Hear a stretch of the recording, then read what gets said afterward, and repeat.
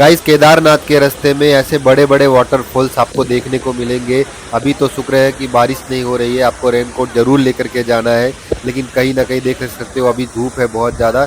लेकिन आपको मैं दिखा दूँ यहाँ पे ये जो वाटरफॉल है ये आपको रास्ते में सोनप्रयाग से पहले ही देखने को मिल जाएगा। ऐसे बड़े बड़े जो वाटरफॉल्स है आपको देखने को मिलेंगे, झरने देखने को मिलेंगे। तो आप मेरे पीछे देख सकते हो जैसे कहाँ से इतना लंबा वाटरफॉल हो रहा है। तो इस तरह से आपको पूरे रास्ते में देखने को मिलेंगे, बड़ा अद्भुत नज़ारा है। तो ज़रूर जाए यहाँ।